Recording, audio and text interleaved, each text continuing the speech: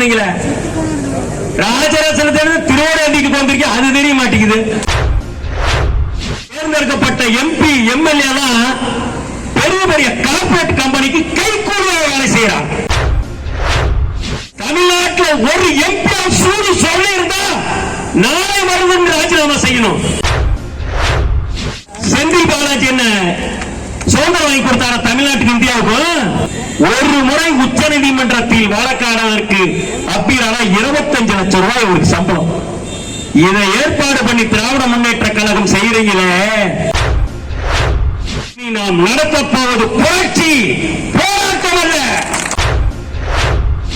லட்சக்கணக்கான முதல்வரின் கவனத்திற்கு கொண்டு செல்ல முதல்வரின் இல்லத்தை முற்றுகிற போராட்டம்.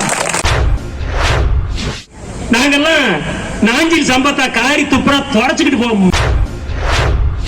ரூபாய் முதலீடு செய்த கடைக்கோடி முதலீட்டாளருக்கும் இந்த பிஎஸ்எல் நிறுவனத்தில் முதலீட்டு பணம் திரும்பி கிடைக்கும் வரை விவசாய முன்னேற்ற கழகம் உங்களுக்காக அனைத்து போராட்டத்திலும் பங்கு பெறுவோம்.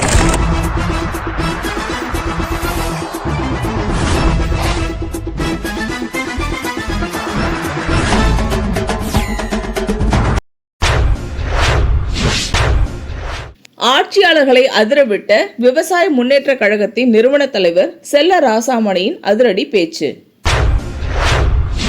சென்னை எழும்பூர் ராஜரத்னம் மைதானம் அருகில் விவசாய முன்னேற்ற கழகத்தின் மாபெரும் ஆதரவோடு தமிழக பிஏசிஎல் பண மீட்பு போராட்ட குழு இணைந்து பிஏசிஎல் நிறுவன முதலீட்டாளர்களுக்கு நிபந்தனையின்றி முதிர்வு தொகையை உடனே வழங்கிடு என கேட்டு கவன ஈர்ப்பு அடையாள உண்ணாவிரத போராட்டம் விவசாய முன்னேற்ற கழகத்தின் நிறுவன தலைவர் செல்ல ராசாமணி தலைமையில் நடைபெற்ற கவன ஈர்ப்பு அடையாள உண்ணாவிரத போராட்டத்தில் விவசாய முன்னேற்ற கழகத்தின் மாநில பொதுச் செயலாளர் பாலசுப்ரமணியம் மற்றும் பிஏசிஎல் களப்பணியாளர்கள், பிஏசிஎல் சீனியர்கள், முதலீட்டாளர்கள் என ஆயிரக்கணக்கானோர் கலந்து கொண்டு தங்கள் முதலீடு செய்த பணத்தை மத்திய மாநில அரசுகள் தலையிட்டு உடனடியாக மீட்டு தர வேண்டும் என முழக்கங்கள் எழுப்பினர்.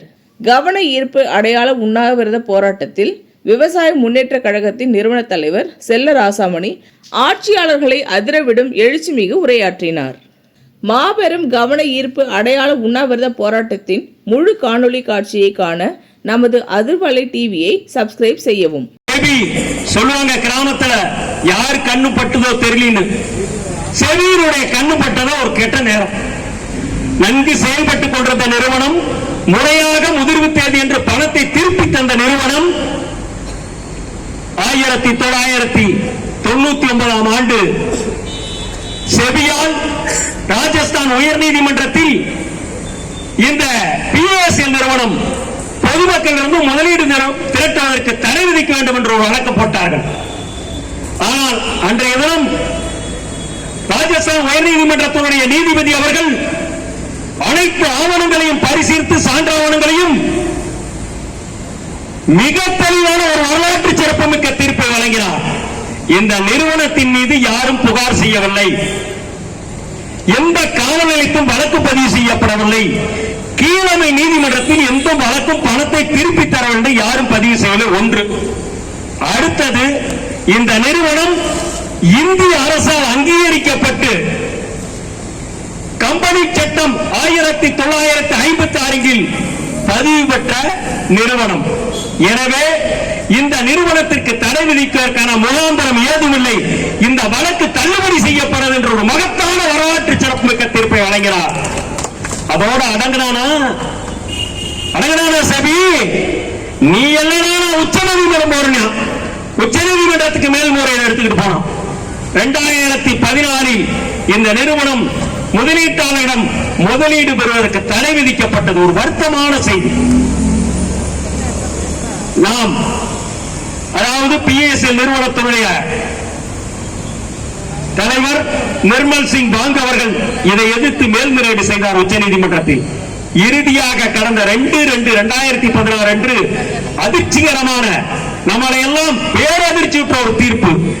இந்த நிறுவனம் செயல்படுவதற்கு தடை விதிக்கப்படுகிறது என்று ஒரு தீர்ப்பு.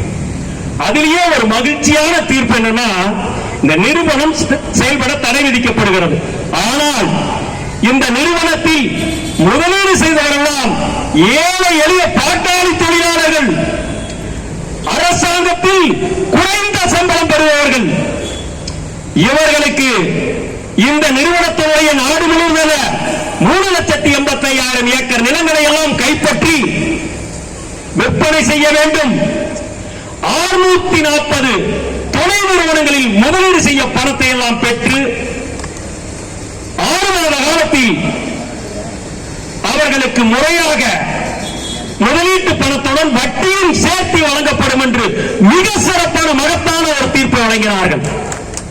நாமெல்லாம் தலைவில் தவறு பேரதிர்ச்சி விட்டோம். இந்த தீர்ப்பை கேட்டு ஒரு மகிழ்ச்சியான செய்தி என்று நினைத்தோம். அதற்காக நமக்கு உதவுவதற்காகத்தான் ஓய்வு பெற்ற நீதியரசர் மாண்புமிகு லோகா அவர்கள் தலைமையில் ஒரு கமிட்டி அமைக்கப்பட்டது. அந்த கமிட்டிக்கு உதவியாக சிபிஐயும் அதாவது செபியும் ஒருங்கிணைந்து இந்த நிலங்கள் எல்லாம் எங்கெங்கு இருக்கிறது, இந்த சொத்துக்கள் எல்லாம் எங்கெங்கு இருக்கிறது, இந்த முதலீடு எல்லாம் எங்கெங்கெல்லாம் வைப்பு முதலீடு செய்துள்ளார்கள் என்பதை கண்டறிந்து அனைத்தையும் பெற்று 6 மாத காலத்தில் பாதிக்கப்பட்ட அப்பாவி பொது முதலீட்டாளருக்கு திருப்ப கொடுக்க வேண்டும் என்று தீர்ப்பு சொன்னான். நாம் வாழ்கிறது ஒரு ஜனநாயக நாடு. நமக்கு இறுதியா எங்க போவேன்? உச்ச நீதிமன்றம் தான் தெய்வம். உச்ச நீதிமன்றம் என்ன சொல்லியிருக்குது? 6 மாத காலத்தில் பாதிக்கப்பட்டவருக்கு பணத்தை திருப்பி கொடுக்க வேண்டும், வட்டி வரணும். எத்தனை மாசம் ஆச்சு? 9 வருஷம் தீர்ப்பு வந்து 16 தீர்ப்பு வந்த பிறகு 9 மாத காலம் 9 வருட காலம். இந்த 9 வருட காலத்தை தனியார் இன்னைக்கு ஒருத்தன் பாதிச்சிருந்தான கண்டெம்ட் ஆஃப் கோர்ட் எவ்வளவோ பயந்திருப்பான். நாம நாதி இல்லையே. நாம தேர்ந்தெடுக்கப்பட்ட எம்பி எம்எல்ஏ எல்லாம் பெரிய பெரிய கார்பரேட் கம்பெனிக்கு கைக்கூலியாக வேலை செய்யறான். அவங்கள பணம் கொடுத்து அவங்களுக்காக பேசுறதுக்கு தான் அவங்களை எம்பியா போறான். மக்களை பத்தியில அவனுக்குமே கவலை கிடையாது. மானகட்டவனுங்க தமிழ்நாட்டில் ஒரு எம்பி சூடு சொல்லி இருந்தா நாளை வருது ராஜினாமா செய்யணும். உனக்கு பிஎஸ்எல் நிறுவனம் தெரியுமா? முதலீடு பட்டியல் யாரும் தெரியுமா? எத்தனை நபர் பாதிக்கப்பட்டான் தெரியுமா? 1 கோடி நபர் 10,000 கோடி ரூபாய் தமிழகத்தில் முதலீடு செய்தான். மனசாட்சி இல்லையா? உங்களுக்கெல்லாம் அரசாங்க சலுகை, இலவச விமான பயணம், பிஏ, மாத ஊதியம், அலுவலகம். எதுக்கு நம்மளுக்கு ஆபீஸ்? மானம் கட்டவனுங்களே. சூடு சொல்லி ராஜினாமா பண்ணுங்க. வைக்கிறேன். ஒவ்வொரு மாவட்டத்தில் உங்களை பதவிக்கு சொல்லி போராட்டம் பண்றேன். எங்க ஊருக்குள்ள ஒரு பஞ்சாயத்து ரோடு, ஒரு குடிதண்ணி தொட்டி கட்டுவியான், ரோடு போடுவான், விவசாயம் நெல் களம் போடுவான். இவன் அந்த பக்கமா போயிட்டு இருப்பான். ஏன்னா பிஓ கூப்பிடுங்க, ஒரு களம் வேலையாவது. ஐயா இந்த ஊருக்கு விவசாயிகள் களம் காட்டாங்க. ஐயா அந்த பிடிஓ போன எனக்கு தெரியாம களம் கொடுத்தீங்க. எனக்கு வர வேண்டிய கமிஷன் வரணும். இதுக்குத்தான் நம்ம எம்பி எம்எல்ஏ வச்சிருக்கிறோம்.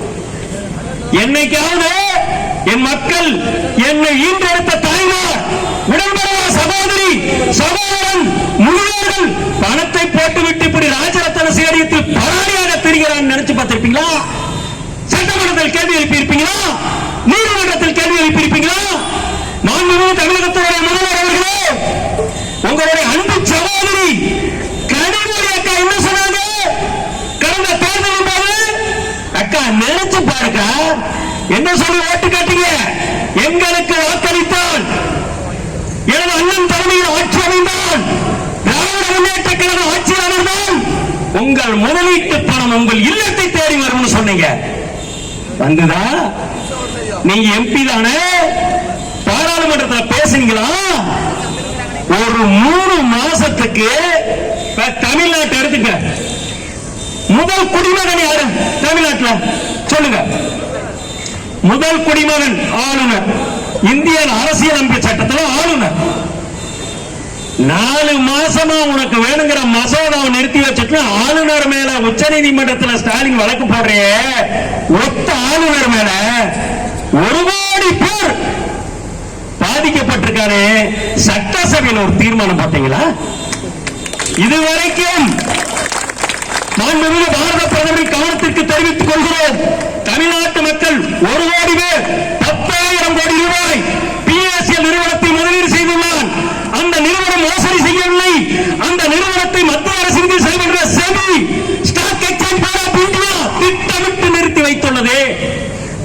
அதற்கு ஏதாவது நடவடிக்கை எடுக்க வேண்டும் என்று கண்டன தீர்மானம் நிறைவேற்றினீர்களா?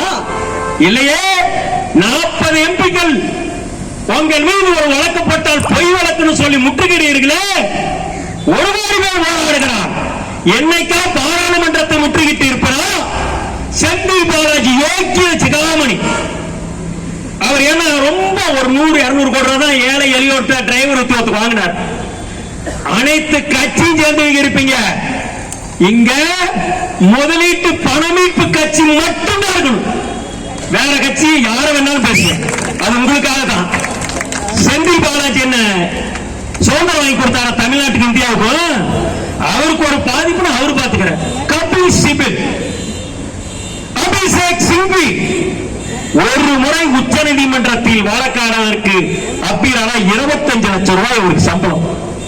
இதை ஏற்பாடு பண்ணி திராவிட முன்னேற்ற கழகம் செய்யறீங்களே. இத்தனை பேர் ரோட்ல என்ன திருடிவிட்டான்ட்டு அவன் ஜாமீனா கேட்கிறான், போட்ட பணத்தை கேட்கிறான், அறிவாளத்தை எழுதி வைக்க சொல்லி கேட்கலையா? போட்ட பணத்தை கேட்கிறோம். யாரு பொறுப்பு? இங்க காட்டினார நண்பர்கள். இந்த ஆண்டு இந்த நிறுவனம் தொடங்கப்பட்ட ஆண்டுக்கு வாழ்த்து செய்தி அன்றைய பிரதமர், உள்துறை அமைச்சர், மாண்புமிகு கலைஞர் கருணாநிதி, மேயர் மு.க. ஸ்டாலின், நிர்மல் சிங் பாங்குக்கு வாழ்த்து செய்தி அனுப்பினீர்களே. அதன் பிறகுதான் இந்த நிறுவனம் இந்திய அரசோட அங்கீகாரப்பட்டிருக்கு. நம்பிக்கை வச்சு பணத்தை போட்டான். அப்ப நம்பிக்கை மோசடி செய்தது கருணாநிதி குடும்பம். மறக்க முடியுமா? அது தவறான நிறுவனம் என்று சொன்னால் அவருக்கு வாழ்த்து செய்தி அனுப்பலாமா? ஒரு நாட்டை ஆளுகிட்ட முதல்வர் தாமரம் பார்க்க வேண்டாமா? செய்தீர்களா? யாரை ஏமாத்துறீங்க? எத்தனை தாய்மார்கள் வர்ற எம்பி தேர்தலை புறக்கணிக்கணும் அல்லது நோட்டா போடும் சொன்னோம். நம்ம ரெண்டுமே செய்யலையே. ஒரு சாம்பிளுக்கு ஒரு வேட்பாளர் சக்திவேல் நிறுத்தி வச்சோம். 2000 ஓட்டு வாங்குறார். நம்ம எதிர்ப்பு காட்ட முடிச்சுதா? இப்ப இவங்க சொன்னது பத்தியா தப்பா நினைக்க கூடாது. அவங்க மேல எனக்கு கோபம். உங்களை எல்லாம் மீண்டும் பாதிப்புக்குள்ள, உங்க பேர் என்னங்க? தீபா. பாதிப்புக்குள்ளாக்குறாங்க. அவங்க என்ன சொன்னாங்க? ஓட்டு போடாதீங்க. இங்க சில பேர் என்ன சொல்றாங்கன்னா, ஏக்கா ஓட்ட பணம் வருது இல்லையா போச்சு. எலெக்ஷன் வந்து அவன் வீட்டுக்கு 1000 ரூபாய் கொடுக்குறேன், இவன் ஓட்டுக்கு 1000 ரூபாய், என் வீட்டுல 10 ஓட்டு இருக்குதுக்கா. 2 கட்சியில் 20,000 ரூபாய் வந்துருக்கா.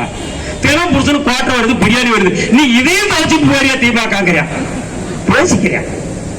ஆனா நாம எவ்வளவு போட்டுக்க போனோம், நாம மானம் கட்டு போய் நிக்கிறோம், நல்லது கெட்டதுக்கு போக முடியல. அதெல்லாம் ஒரு நிமிஷம் நினைச்சா ஓட்டு போடலாமா? ஓட்டு போடணும், நோட்டால் போடணும். ஏன்னா போடாம இருந்தா தீபா சொன்ன மாதிரியே கள்ள ஓட்டு போட்டு போயிருக்கா.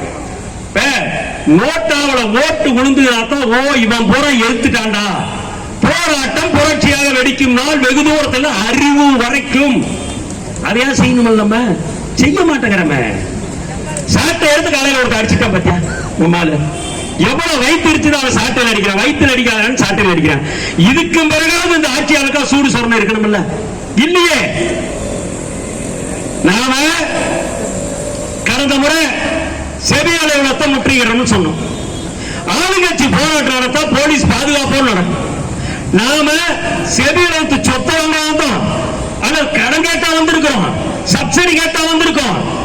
கஷ்டப்பட்டு பணத்தை போட்ட பணத்தை திருப்பி கொடுன்னு வந்து திருப்பி கொடுக்கறது கூட வேற விஷயம்.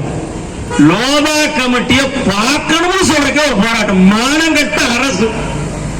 நாம பணம் போட்டவனை போய் பார்க்கறதுக்கு ஒரு அப்பாயின்மெண்ட் வாங்குறதுக்கு 6000 பேர் போராடி கைது செய்யப்பட்டு சிறையில் அடைக்கப்பட்ட எப்படா மேலை நாட்டில் கூட மதிப்பா மானம் கட்டவில்லை. அந்த காலத்துல இங்கிலீஷ்கார இருந்து அந்த நாட்டில் இந்த உண்ணாவிரதம் எதுக்கு தெரியுமா சொன்னேன்? காலை வந்து அவன் சாப்பிடாம உட்கார்ந்துருக்காண்டா, அவன் குறைய போய் கேட்டு 10ல் 2 கோரிக்கையாவது ஏத்து செஞ்சான். அவனுக்கு மனசாட்சி இருந்து வெள்ளக்காரருக்கு ஈவிரக்கவே இல்லையே. இப்ப செவியாலயத்தில் கொண்டு வச்சது எதுக்கு? அப்ப கூட லோதா கமிட்டி பார்க்க மாட்டேங்க, நம்ம சாப்பிட மாட்டோம், இங்கே இறந்தாலும் சரினோம். அதுக்கு மேலதான் சம்மதித்தாங்க. லோதா கமிட்டியை பார்க்கறக்கே ஒரு போராட்டம் நடத்திக்கிட்டு இருக்கோம். அதன் பிறகு 5/10/2023 அன்று மும்பையில் லோதா கமிட்டியை சந்திப்பதற்கு அனுமதி கொடுத்தாங்க. 7 பேர் போனோம், எல்லாம் பேசணும். இப்ப ஒரு நீதியரசர், ஓய்வு பெற்ற நீதியரசர், நீ பிஎஸ்எல் நிறுவனத்துடைய சொத்துக்கள் எங்க இருக்கு, ரெக்கார்டு இருக்கு, பாக்குறேன். நாம என்ன பாதிச்சிருக்கோம், நம்மள ஒவ்வொரு மாவட்ட வாரியா அந்த கமிட்டி கேட்கணுமா இல்லையா? ஒரு ஊர்ல ஒரு திட்டம், குடிநீர்ல பைப் 10 பொம்பளை புறத்தை வச்சு கொண்டா கலெக்டர் போறாங்க, நடக்கதா இல்லையா? இத்தனாயிரம் பேர் தெரியுறானு இந்த கமிட்டி, இது நம்ம பணம். இந்த கமிட்டிக்கு செலவு பண்ற அரசாங்கத்தை பணம் இல்ல, நம்ம பணத்தை செலவு பண்ணிட்டு இருக்கான். அவனுக்கு துப்பாக்கி அந்த போலீஸ் இவர் சொன்ன மாதிரி அது எதுக்கு தெரியுமா, அங்க வந்தீங்கன்னா சுட்டு போடணும், அங்க அதை நிறுத்தம். எப்படி பாத்தியா, அங்க என்ன வெங்காயமா இருக்கு, மயரே போயிடுச்சுங்க, ஊருக்குள்ள மானங்கிட்டு போய் சுத்துறாண்டா, அங்க போய் சுட்டாத்தா சாவறாண்டா, என்னடா ஆயிரப்போகுது? இந்த உயிர் இருந்தா இல்லைன்னு. இப்ப நாமக்கல் மாவட்டத்தில் எங்க ஊர்ல அந்த புள்ள சாந்தி, அந்த சொல்லிப்பழத்தம்மா சாந்தின்னு ஒரு புள்ள எங்க ஊர் சொல்றேன் கேட்டுங்க. அது இப்ப 2 நாளைக்கு முன்ன பார்த்தது. ஏன்னா கண்டிப்பா நான் ஒரு புறத்துக்கு வந்துடும், இன்னைக்கு காணாதான் சுத்தி முத்தி பார்த்தேன். அத எங்க சொந்தக்காரங்க கல்யாணத்துல 1 வருஷத்துக்கு முன்ன பார்த்தேன். மண்டபம் கல்யாணம் நடக்குது, போறேன், எல்லாம் வர்றாங்க, பேசிக்கிட்டு இருக்கும்ல. எங்க வீட்டுக்காரி கேட்டா, எங்கன்னா அந்த ஊர் தானே அந்த அம்மா, கல்யாணம் அவருக்கு பங்காளி பொண்ணு, இந்த சாந்தி காணாம. நான் ஏதாவது குடியான முட்டில் சண்டை கண்டா இருக்கும், வந்திருக்காது, விட்டுரு அப்படின்னு, இதான் உனக்கு முக்கியமா அப்படின்ட்டு. அப்புறம் ஒரு 10 நாள் கழிச்சு பெரிய காரியத்துல பார்த்தேன், இலை வீட்டுல. என்ன சாந்தி, நீ கல்யாணத்தை கூட வரல, எனக்கு உனக்கான ஆவலியான என்ன, நல்ல சீலை கட்டிக்கிட்டு வெளியில போக முடியல, ஒரு நகை போட்டுக்கிட்டு போக முடியல, மானம் கட்ட சிரிக்கி கட்ட கேட்டுக்கு சேலை கேட்குதாடாங்க ஒருத்தங்க. எப்படி பாத்துக்க, என் பணத்தை வாங்கி போட்ட சிரிக்கி மினுக்கிட்டு போறா பாருங்க. சத்தியமா சிரிக்கிற காசு உங்க பெண்கள் இந்த ஏஜெண்டா இருந்தவங்கள படுற பாவம், இன்னும் மனவேதனை வெளியில சொல்ல முடியல, நல்லது கெட்டதுக்கு போக முடியல. அப்படியே பணம் போட்டாங்க, எதுக்கு வந்தாலும் 5 உயிரும் சேர்த்து போய் அப்படியே ஒன்றாங்க. சில இடத்துல அவங்க படுற பாவம்லாம் சத்தியமா இந்த ஸ்டாலின் மோடி தாண்ட அந்த பாவம் போட போய் சேரும். நீ போய் புனித நீராடுறீங்க, இவ்வளவு பாவத்தை சேர்த்துக்கிட்டு எதுக்கிற புனித நீராடுறீங்க? ஒன்னும் பொருள கண்டிப்பா நடக்காது. நானே எங்களுடைய சாபத்தை வாங்கி கட்டிக்கிட்டு உருப்படி ஆக மாட்டீங்க, விளங்க மாட்டீங்க. பாத்துக்க, எந்த ஊர்லயாவது இதுவரைக்கும் எனக்கு தெரிய சொல்றேன், ஒரு நிதி நிறுவனம் மூடப்பட்டால் அவன் அன்னையோட சுத்திட்டு ஓடி போயிருவான், வெளிநாட்டுக்கு போயிருவான். எங்க கிட்ட பணத்தை வாங்கிட்டு ஓடி விட்டா கண்டுபிடிச்சு கொடுங்க மனு கொடுத்திருக்கான். இந்த நிர்மல் சிங் பாங்கு செத்த அன்னைக்கு இதுல வேலை செஞ்ச அத்தனை பேரும் வீட்டுல படம் வச்சு மாலை போட்டான். ஒரு தப்பு தான் செய்வானா? உங்களுக்கு இத்து போன அரசாங்கத்துக்கு யோக்கியது இல்லைன்னா அவன்கிட்டே திருப்பி கொடுத்து அவன் பணத்தையெல்லாம் கொடுத்து அவன் 1 நாளைக்கு உயிரோட இருந்திருக்கான், அவனும் சேர்த்திருக்க மாட்டான். அவனே முடிச்சு இத்தனை பேருக்கு பாவத்தையும் தேடிக்கிட்டீங்க. ஆனா தமிழ்நாட்டில் புதுசா மது ஆலை திறந்தா தெரிஞ்சிருக்கு, திறந்தா கிரசர் இருந்தா தெரிஞ்சிருக்கு, கல்குவாரி மணல் குவாரி இருந்தா தெரிஞ்சிருக்கும். இதெல்லாம் உங்களுக்கு தெரியும். வருமானம் தான் குடும்பத்துக்கு, மத்தவை எக்கடமா போறியா, நமக்கு என்ன? எந்த ஆட்சி வந்தாலும் நமக்கு சாவக்கேடு தான். 10,000 பேர் பாருங்க, எவ்வளவு பாவம் முகத்தையெல்லாம் பாக்குறதுக்கு. கன்னியாகுமரியிலிருந்து வராங்க, திருநெல்வேலியிலிருந்து வராங்க, எவ்வளவு கஷ்டப்பட்டு வந்திருப்பாங்க. மனசாட்சி வேண்டாம் உங்களுக்கு? இதெல்லாம் உங்களுக்கு உளவுத்துறை மூலம் ரிப்போர்ட்டே வராதா? பார்க்கவே மாட்டீங்களா? என்னன்னு சொல்றீங்களா? நான் சாலையில் செல்கிறேன், நான் செய்த பணிகளை பார்த்து என்னை அப்பா என்று பிள்ளைகள் அழைக்குதுங்களே.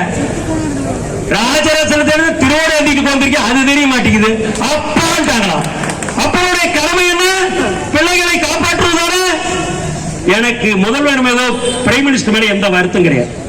எங்க ஆதங்கம் உங்களுடைய உள்ள குமரலை வெளிப்படுத்துகிறேன், உங்களில் ஒருவனாக. அதான் எங்களுக்கு தேவை. அதுக்காகத்தான் பாருங்க, ஒரு மனசாட்சின்னு பெருமைக்கு சொல்ல, நாட்டை நம்ம ஓட்டையெல்லாம் பெற்றுக்கிட்டு நமக்கு பணி செய்யணும், நம்ம முன்னேற்றத்துக்கு பாடுபடுத்த ஒரு முதலமைச்சர் அரசாங்கம். இப்ப அவங்க சரியா இருந்தா இன்னும் ஒரு அமைச்சர் அனுப்பி என்னப்பா உங்களுக்கு பிரச்சனை, காலையில கத்தரிங்க என்ன சொல்லணும், ஐயா முதலமைச்சர் ஐயா மனு வாங்கிட்டு வர சொல்லியிருக்காரு, இந்த மனு பரிசீலித்து என்னன்னு சொல்றோம், போங்கன்னு சொல்ல கலைஞ்சு போயிட்டு போக மாட்டோமா? போக மாட்டோமா சொல்லுங்க, செய்யறோம்ல? இல்ல. ஆனா இங்க நடக்கிற போராட்டத்தை காத்தால 11:30 மணிக்கு ஏதோ ஒரு டிவியில போடுறேன், அதை பார்த்துட்டு இந்த டிவியில் வழக்கறிஞர் அவங்களுக்கு எனக்கு தெரிஞ்சனால ஏன் முகத்தை பார்த்துட்டு இது ஏதோ வக்கீல் இந்த போராட்டம் நடத்துறாரு அப்படின்னு அந்த டீட்டெயில பார்த்துட்டு எனக்கு மெசேஜ் போடுறாங்க. உங்க மக்களுக்கு நாங்களும் உறுதியாக இருப்போம், நீங்க மட்டுமல்ல, நாங்கள் மாநிலம் அண்ணாவிரத போராட்டத்தை முடித்து வைப்போம் சொன்னாலே மனசாட்சிக்கு சொந்தக்காரன், மாண்புக்கு சொந்தக்காரன், பாராட்டுகிறேன். உங்களுக்கு அது வேண்டாமா? அவங்க நம்ம செய்யுங்க அவசியம் இல்லையே. அவங்க கிட்ட ஓட்டு வாங்கினாங்களா? முடியாறாங்களா? அவங்க ஒரு டிவியை பார்த்துட்டு ஓடியாரப்ப உனக்கு எத்தனை அதிகாரி ரிப்போர்ட் போயிட்டு ஏன் ஒரு அமைச்சர் எடுத்து பேச என்ன நோக்காடு? ஏன் செய்ய மாட்டேங்கிறீங்க? கவலை இல்ல, எலெக்ஷன் அப்ப கொண்டு 1000 கொடுத்தா ஓட்டு போட்டு போற மாட்டுக்கு ஆடு மாடு கூட்டம் தான் நினைச்சுட்டாங்க. நம்மள அதுக்கு ஒரு முற்றுப்புள்ளி வைக்கணும். நம்ம காலையிலே நான் சொன்னேன், 1 கோடி பேர் 10,000 கோடி பணம் போட்டிருக்கோம். திருவாரூர், செங்கல்பட்டு, காஞ்சிபுரம், சென்னை இந்த 4 மாவட்டத்தோட 40,000 பேர் வந்திருப்பான். ஜல்லிக்கட்டு போராட்டத்தில் ஒரு 4 பசங்க தான் போனேன். 4 பசங்க தான் மெரினா பீச்சில் போய் சுத்திக்கிட்டு இருக்காங்க. 4 40 ஆச்சு, 40 400 ஆச்சு, 400 4000, 4 லட்சம் ஆச்சு. உச்ச நீதிமன்றம் என்ன சொல்லுச்சு? இங்க வந்து காளைகளை அவுத்து விடுவது தவறு சொன்னால. அப்புறம் எப்படி தீர்ப்பு எழுதி மாத்தி எழுதுனா? மக்கள் எழுச்சிக்கு கிடைத்த வெற்றி. அதுக்குத்தான் சொன்னேன், இதுவரைக்கும் பலகட்ட போராட்டம் நடத்திவிட்டோம், இனி நாம் நடத்த போவது புரட்சி, போராட்டம் அல்ல. அதுக்கு தயாராக அடுத்த கட்டம் நடத்தினால் அந்த புரட்சியில் லட்சக்கணக்கானோர் திறன வேண்டும். ஜல்லிக்கட்டு போராட்டங்கள் நடக்க வேண்டும் தமிழகத்தில். அப்பதான் முதல்வருக்கு தெரியும். அதுக்குத்தான் முதல் கட்டமா இதை முடித்த பிறகு உங்களுக்கு ஒரு டைம் கொடுத்து சொல்றோம். அந்தந்த மாவட்டத்தில் நாம் எப்படி உச்சநீதிமன்ற நீதிபதிக்கு மனு கொடுத்த கலெக்டர் மூலம் எழுச்சியா கோயம்புத்தூர்ல 2000 பேர் சண்முக இலக்கா தலைமையில் போய் கொடுத்தாங்க. பெருமையா இருந்துச்சு. அது மாதிரி ஒவ்வொரு மாவட்ட ஆட்சியிலும் இந்த சூடு சொரணை இல்லாத மக்கள் பிரதிநிதி இருக்காங்க பாரு, மாண்புமிகு பாராளுமன்ற உறுப்பினர், சட்டமன்ற உறுப்பினர். ஏன்னா அவங்க ஓட்டு வாங்குவாங்க, மறுபடியும் அடுத்த வீடு 5 வருஷம் கழிச்சா வருவாங்க, அதுக்குள்ள வரமாட்டாங்க. அதனால எப்பா பிஏசிஎல் ஒண்ணு இருந்தது, இன்னாரு ஆரம்பிச்சாங்க, நாங்களா பணம் போட்ட அந்த கதையை சொல்லி கலெக்டர் ஆபீஸ் ஒரு மனித சங்கிலி நிறுத்தி எங்க ஓட்டை பெற்றுக்கொண்டு அதற்கு முயற்சி எடுத்து சட்டமன்றத்தில் பாராளுமன்றத்தில் பேசலாத சட்டமன்ற பாராளுமன்ற உறுப்பினர் எங்களுக்கு தேவையில்லை, எங்கள் ஓட்டு வாங்கின உங்களுக்கு தகுதி இல்லை, ராஜினாமா பண்ணு போராட்டம் செய்யலாமா? முதல் கட்ட போராட்டம் இதுதான். அடுத்த கட்ட போராட்டம் நாம தமிழகத்தில் இருக்கோம். நாம சொன்ன 1,00,000 பேர் மாண்புமிகு தமிழகத்தினுடைய முதலமைச்சர் காதுக்கு கேட்கறதுனால அவர் ஊட்டம் முற்றைகிறோம். செய்யலாமா? இனிலா காவல்துறை நண்பர்களே, இனி நாங்கள் இப்ப சொல்றதை நீங்க தயவு செய்து குறிப்பெடுத்து உளவுத்துறை மூலம் முதல்வர் கவனத்துக்கு கொண்டு செல்லுங்கள். இனிமே இந்த மாதிரி சின்ன போராட்டம் நடத்தி தினசரி வர்றதுக்கு எங்கிட்ட வசதியில் ஏற்கனவே பணத்தை போட்டாலும் நாரி போச்சு. ஒரே போராட்டம், வெற்றி போராட்டம். மாவட்ட ஆட்சியரிடம் சட்டமன்ற நாடாளுமன்ற உறுப்பினர் பதவியோட கோரி மனித சங்கிலி. அதற்கடுத்து லட்சக்கணக்கானோர் முதல்வரின் கவனத்திற்கு கொண்டு செல்ல முதல்வரின் இல்லத்தை முற்றுகையிடும் போராட்டம். அப்பதான் குறிப்பாக நாம் பார்க்கணும். அதுவரை நமக்காக வழக்கறிஞர் நண்பர்கள் என்ன சொல்லியிருக்காங்கன்னா, டீட்டெயிலா கேட்டாங்க. காலையில் சொன்னோம், நல்ல ஒரு செய்தி சொல்றாங்க. உச்ச நீதிமன்றத்திற்கு வழக்க ஸ்பீடப் பண்ணி லோதா கமிட்டிக்கு நம்ம சார்பில் பேசுறதுக்கு நம்ம அப்பீராருக்கான ஒரு ஏற்பாடு பண்ணுன்றாங்க. ஒண்ணு, சென்னை உயர்நீதிமன்றத்தில் மத்திய அரசு மாநில அரசின் பார்ட்டியா போட்டு எங்க சார்பில் பாதிக்கப்பட்டவர் சார்பில் எல்லாமே ஏழை கூலி பாட்டாளி தொழிலாளிகள் இந்த முதலீட்டு பணத்தை பெறுவதற்கு எங்களால் உச்சநீதிமன்றத்தில் வழக்கறிஞர் நியமிப்பதற்கு போதிய பணம் இல்லை, பொருளாதாரம் இல்லை, ஏற்கனவே பெருத்த சிரமத்தை சந்தித்து வாழ்வாதாரத்தை இழந்து நிற்கிறோம். எனவே அரசாணை எங்களுக்காக பிறப்பிக்கப்பட்டு ஒரு தனி வழக்கறிஞர் ஸ்பெஷல் அட்வொகேட் சுப்ரீம் கோர்ட்டில் எங்களுடைய வழக்கில் அப்பீராவுக்காக நடவடிக்கை எடுக்கணுங்கிறது ஒண்ணு. இந்த பணத்தை நாங்கள் போட்டதே மத்திய அரசு அங்கீகாரம் கொடுத்து முறையாக கம்பெனி சட்டத்தில் பதிவு செய்து நடப்பதனால்தான். எனவே மத்திய மாநில அரசுகள் இதுக்கு பொறுப்பேற்று இந்த பணத்தை அரசனுடைய பொது நிவாரண நிதி மாதிரி நமக்கு கொடுத்து விட்டு அதற்கு ஈடாக இந்த நேரங்களை எல்லாம் நீங்கள் பொறுமையாக கையப்படுத்தி விற்று அந்த பணத்தை பெற்றுக்கொள்ள நடவடிக்கை எடுக்கணும். ஒரு ரிட்ட போடும். அதுக்கு சரின்னு இருக்காங்க. அது எப்படி பண்ணலாம் ஏதுங்கிற அவங்க 2 வார்த்தை பேசுவாங்க உங்களுக்கு. எனவே நான் உங்ககிட்ட சொன்னது இதே ஒன்னே ஒண்ணுதான். ஒரு மனிதன் வாழ்றானா 2 தான் வாழ்வான். சொல்லுங்க, எதுக்காக வாழலாம்? பார்க்கலாம். எதுக்காக வாழலாம்? அப்ப எதுக்காக வந்திருக்கீங்க? பணம். நாம ஒண்ணு இலவசமாக்கல, போட்ட பணம். அல்லது காட்டுல போய் வேலை செய்யறோம், வக்கீல் வேலை செய்யறாரு, டாக்டர், எல்லாமே இதுக்கு பணம். இது ஒரு வகை. இன்னொரு வகை புகழ். இந்த 2க்கு தான் வாழ்ந்த அவன் தலையில். ஒரு தனிமையா எப்பா நம்ம கட்டாதுன்னு சொன்னா, நம்மளை வாழ்க்கை சொன்னா, நம்ம சந்ததியை வாழ்த்தணும்டா அப்படின்ற வாழ்வு. ஒண்ணு பணம். எங்களுக்கு பணம் தேவையில்லை. நீங்க வாழ்த்தினாவே என் பையன், புள்ள குட்டி, என் பேரன், பேத்தி எல்லாம் நீண்ட ஆயுளோடு நிறை செல்வம், உயர் புகழ், மெய்ஞானம் ஓங்கி வாழ்வோம். அதுபோல எங்களுக்கு அதுக்காகத்தான் இருக்கும். காலையில சொன்னதான், 1 ரூபாய் முதலீடு செய்த கடைக்கோடி முதலீட்டாளருக்கும் இந்த PSL நிறுவனத்தில் முதலீட்டு பணம் திரும்பி கிடைக்கும் வரை விவசாய முன்னேற்ற கழகம் உங்களுக்காக அனைத்து போராட்டத்திலும் பங்கு பெறுவோம். எங்களை நம்பலாம் என்று கூறிக்கொள்கிறோம். இப்ப பார்த்தீங்கன்னா வழக்கறிஞருக்கு சொல்லிக்கிறேன், 19,000 வரைக்கும் ஸ்லாப் போட்டவங்களுக்கு திருப்பி கொடுத்துட்டு இருக்காங்க. இந்த போராட்டம் பண்ண பிறகு, அதாவது ஃபர்ஸ்ட் ஸ்லாப் 5,000, 7,000, இது மாதிரி இப்ப 19,000 வரைக்கும் பணம் போட்டவங்களுக்கு திருப்பி கொடுத்துட்டு இருக்காங்க. இது எப்படின்னா ஏறத்தாழ 980 கோடி இது மாதிரி திருப்பி கொடுத்திருக்காங்க ரீஃபண்ட். நாம போட்டது 45,000 கோடி, வந்தது 980. அதுலயுமே இணையதள பதிவு மூலம் பதிவு செய்து முறையான ஆன்லைன்ல பதிவு செஞ்சவங்களுக்கு தான். இந்த ஆன்லைன்லயே பதிவு செய்ய தெரியாது நம்ம மக்களுக்கு. அது மாதிரி பல லட்சம் மக்கள் காத்து கொண்டிருக்காங்க. அதாவது பொங்கலுக்கு இலவச வேட்டி சேலை கொடுக்குறீங்க, ஆன்லைன்ல பதிவு பண்றீங்களா? யாரோட பித்தாட்டம் பண்ணிட்டு தெரியுறீங்க? ஏன்னா அந்த ஊரு வியோட்ட கொடுத்தா சாயங்காலம் பணத்தை கொடுத்துட்டு போயிடுவாங்க, திருத்தம் போட்டு கொடுத்துருவாங்க. என்னடா பேசிக்கிட்டு இருக்கீங்க? தாமோதரன் டிஹெச்ஏ போடணும், நீ டிஏ என்ன அது நீ தப்பு. இதுக்கு திருப்பி அனுப்புறான் சார். அதாவது சுத்தம் சாவுறானீங்களா? எவ்வளவு கேவலம்!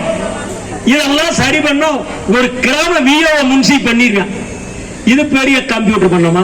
அரசு மக்களுக்காக தானே. தேவைப்பட்ட மக்களை சந்திக்கணும். எலெக்ஷன் எப்படி போட்டி போட்டு வரீங்க, உருவாடுறீங்களா, ரோட் ஷோ கட்டுறீங்களா? இப்ப என்ன நோக்காடு? அட்லீஸ்ட் 2 டிஸ்ட்ரிக்ட் ஒரு இடத்துல சபி ஆபீஸ் தர, பேப்பர் விளம்பரம் கொடு, டிவியில விளம்பரம் கொடு. எத்தனாம் தேதிக்குள் போய் இது இருக்க குறைகள் எல்லாம் உரிய ஆவணங்களை கொடுத்து சரி செய்து கொள்வோம். எல்லாம் போயிடுவாங்க. போகணும், போக மாட்டோம். எங்க பணத்தில் இடத்துக்கு சம்பளத்தை ஆபீஸ் சம்பளத்தை நான் கொடுத்துறோம். 2 மாவட்டம், ஆனா 3 மாவட்டத்துக்கு கூட ஐயா ஈஸியா போயிடுவாங்க. இப்ப சென்னை, காஞ்சிபுரம், செங்கல்பட்டு, திருவள்ளூருக்கு சென்னையில் வை, நாமக்கல், ஈரோடு, திருச்சி, இது மாதிரி ஒரு சென்டர் செய்யலாம்ல. எதையுமே கண்டுக்காத ஒரு அரசு போராடித்தான் ஆகும். தாய்மார்களுக்கு ஒண்ணு சொல்றேன், நினைப்பீங்க போராடி போராடி என்னன்னா, கர்ப்பிணி பெண்கள் கருவுற்றது முதல் குழந்தை பிறக்கும் வரை பீரியாடிக்கல் செக்கப் போறீங்களா இல்லையா? போறீங்களா இல்லையா? அதைத்தான் முதல்வரும் பிரைம் மினிஸ்டர் சொல்றார். பீரியாடிக்கலா போராட்டம் பண்ணிட்டு இருக்க சொல்ற. பணம்ன்றது குழந்தை, அந்த குழந்தை ஒழுங்கா பார்க்கணும்னா பீரியாடி செக்கப். அதே மாதிரி முதலீட்டு பணம் ஒழுங்கா வரணும், பீரியாடிக்கலா நீங்க போராட்டம் பண்ணிக்கிட்டே இருக்க. நாங்க அரசுகிட்டே இருக்க டிவி பார்த்தா அருமையான அரசு. இதுக்கு தான் ஓட்டு போட்டிருக்கேன். நாசமா போயிருவீங்களா? எவ்வளவு கேவலம்! முன்னையெல்லாம் பாத்தீங்கன்னா ஒரு சின்ன போராட்டம் நடக்கனாவே உடனே அழைச்சு பேசுவாங்க, கெட்ட பேர் வந்து ஆட்சிக்கு 4 பேர் ரோட்ல வந்து கொண்டுட்டான், சாப்பிடாம இருக்கான் அப்படின்னு. என்ன மோகத்திட்டு போற இப்பயே கூட 2 மந்திரி போயிருப்பேன், திரும்பி கூட பார்க்க மாட்டேன். 2 கட்சி கொடி தான் நிறுத்திக்கான். ஏன்னா நம்மளை பத்தி கண்டுக்கவே மாட்டாங்க. எனவே நம்ம தலையெழுத்து அக்கா மூக்கு செஞ்சு பார்த்தா மூக்கு இருக்க வரைக்கும் சளி இருக்கும். அதனால இந்த பணம் வர வரைக்கும் போராட்டம் நினைச்சுதான் ஆகணும். தலையெழுத்து நம்ம வந்துதான் ஆகணும். சார் இதுல என்ன முக்கியமான பிரச்சனை 2 சார். ஒரு கூட்டம் போட்ட பணம் வேணும்னு போராடிட்டு இருக்கான், இன்னொரு கூட்டம் பணத்தை வாங்கி போட்டுமே இவங்கிட்ட வசை வாங்க முடியாது போராடிட்டு இருக்கான். இந்த ரெண்டு தான் சார் பிரச்சனை. கரெக்டா? அவன் அட்லீஸ்ட் அவன் வீட்டுல படுத்துக்கிட்டான். 90% எப்படியும் அந்த பொம்பளை வந்தா பாத்துக்கலாம், அந்த ஆம்பளை வந்தா பாத்துக்கலாம், மானங்கட ரெண்டு பேசுனா சிரிக்க ஏதாவது கொடுத்துருவாளா, அவன் படுத்துக்கிட்டான். இவங்க படுற அண்ணன் இருக்குது. இப்ப இன்னைக்கு இதை விட கொடுமை தெரியுமா? போய் ஊர்ல இறங்கணும் மறுநாள் மெடிக்கு கிட்ட மெட்ராஸ் போய் வந்துட்டா, பணத்தோட வந்துட்டானா என்னையா அதுக்கு நான் அங்க ஒருத்தன் வெள்ள அடிப்பான். இதெல்லாம் நம்மளை ஏமாத்துறதுக்கா? அப்படி மெட்ராஸ் போற மாதிரி போயிட்டு சினிமா கினிமா பார்த்துட்டு சுத்தி விட்டு வந்துருப்பானுங்க.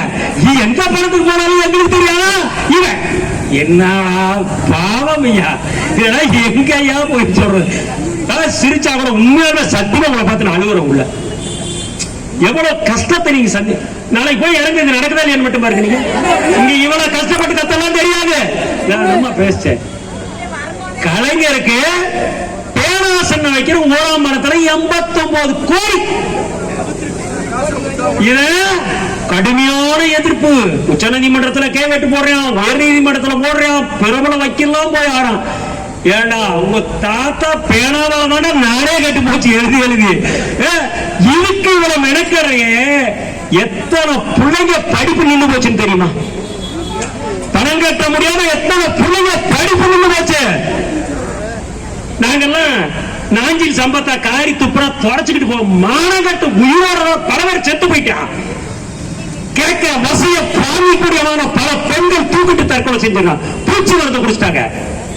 உங்களுக்கு தெரியாதா? எனவே மத்திய மாநில அரசுகளை இறுதியாக எச்சரிக்கிறேன். மீண்டும் ஒரு ஜல்லிக்கட்டு போராட்டத்தை சந்திக்க தயார் என்றால் இது தெரியுங்கள். மக்களை நேசிக்க வேண்டும், மீண்டும் ஆட்சி கட்டில் அமர வேண்டும் என்று நினைத்தால் நாளை முதல் இதுவரை தூங்கியது போல் வெளித்துக் கொண்டு இதற்கான பணியில் தனியாக முடக்கி விடுங்கள், தனி கவனத்தை செலுத்துங்கள் என்று கேட்டுக்கொள்கிறோம். இல்லை என்று சொன்னால் கடுமையான விவரத்தை சந்திக்க நேரில் என்பதை தெரிவித்துக் கொள்கிறேன். முதல் கட்டமா நாங்க இப்ப வாட்ஸ்அப் குரூப்ல போன ஒரு 10-15 நாள் அந்த மாவட்ட ஆட்சி அலுவலகத்தில் என்ன வாசகம் எழுதி கொடுப்பேன், எம்பி ரிசைன் பண்ண சொல்லி. ஏன்னா இது போச்சுன்னு வச்சுக்க, இது கண்டிப்பா முதல் நாள் போயிடும். இது எதுக்குற எம்பி எல்லாமே ராஜினாமா? அப்பதான் அந்த முதல் வேண்டும் பாரு. ஏண்டா நான் தான் என் குடும்பத்தையே பார்த்துக்கிட்டு இருக்கேன். ஏன்னா அறிவு கட்டவங்க இங்க என்ன நடக்கணும் சொல்ல மாட்டீங்களா கேப்ப? ஏன்னா எனக்கு என் குடும்பம் முக்கியம், நாங்க எல்லாம் பாத்துக்கிறோம். அதுக்காக ஒரு கட்சி, அது வேற விஷயம். நீங்க என்ன பண்றீங்க? அந்த மாவட்டத்தில் இவ்வளவு நடக்க என்னடா அந்த பிஎஸ் இல்ல, என்னடா அது ஏதோ புதுசா சாரை கிடையா தெரியலையே அப்படிதான் கேட்பாங்க. அப்போ இன்னும் சொல்லி ஆகணும்ல, ஏதோ ஒரு வேலை என்னன்னா தெரியிட்டு நமக்கு எது கோந்துக்கணுமோ தெரிஞ்சுட்டு கொடுக்கற அப்புறம் மனசு இருந்தா சரியா?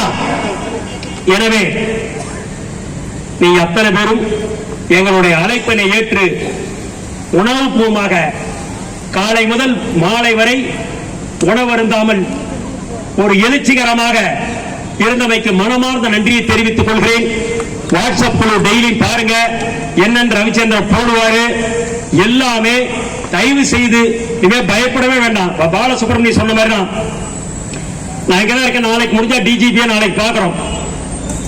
ஏற்கனவே உச்ச நீதிமன்ற தீர்ப்பு, இது சிபிஐ இருக்கு, யாரு கையாளர் பண்ணிட்டு போல முதலீட்டு பணத்தை கேட்டு முதலீட்டாளர் உங்களை யாரும் தொந்தரவு பண்ண மாட்டாங்க. அதை நாங்க பாத்துக்கிறோம், தைரியமா போங்க.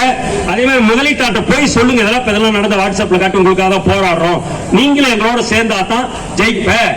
ஒரு ரெட்டை மாட்டு வண்டி இருக்குன்னு வச்சுக்க, வளர்த்த மாடி இடத்த மாடி ரெண்டும் ஒன்னா போனாதான் போய் சேரும். அது மாதிரிதான் இன்னைக்கு வந்திருக்க 90% வந்து களப்பணியாளர், 10% முதலீட்டாளர் வந்திருக்கேன். இப்ப சொன்னீங்களே சீனியர் இஎம் வெல் செட்டில்டு வர வேண்டாம், அவங்க நல்லா செட்டில் ஆயிட்டாங்க. அவங்க வரப்போறது அவங்களை பத்தி நேரத்தை மீன் பண்ண வேண்டாம், முற்றுக பாவையெல்லாம் போச்சு போறாங்க. களப்பணியாளர்களும் முதலீட்டாளர்களும் நாம சொல்ற மாதிரி விரைந்து வழக்கறிஞர்கள் என்ன செய்ய போறாங்க நடவடிக்கை, சட்ட நடவடிக்கை. நாம களத்தில் இறங்கி போராட என்ன அறிவிப்பு கொடுக்கிறோமோ இனிமே பல்லாயிரக்கான மக்கள் திரண்டோம், நம்ம வெற்றி பெற்றோம். வருகை தந்து சிறப்பித்த அத்தனை பேருக்கும் மனமார்ந்த நன்றியை தெரிவித்துக் கொள்கிறேன். பணம் கிடைக்கும் வரை உங்களோடு தோளோடு நின்று தோல் போராடுவோம். அனைவரும் ட்ரெயின்ல வந்தாலும் சரி, பஸ்ல வந்தாலும் சரி, வேன்ல வந்தாலும் சரி, பாதுகாப்பாக நம்ம குடும்பம் இருக்குது. தயவு செய்து பார்த்து நிதானமா ஊருக்கு போயிட்டு வாட்ஸ்அப்ல அவங்கவுங்க நாங்க ஊர் வந்துட்டு செய்தியை போட்டீங்கன்னா தான் எங்களுக்கு ஒரு திருப்தியா இருக்கும். நன்றி, வணக்கம். என்றும் உங்களுடன் இருப்போம். இந்த வீடியோ உங்களுக்கு பிடிச்சிருந்தா லைக் பண்ணுங்க, கமெண்ட் பண்ணுங்க, ஷேர் பண்ணுங்க, சப்ஸ்கிரைப் பண்ணுங்க.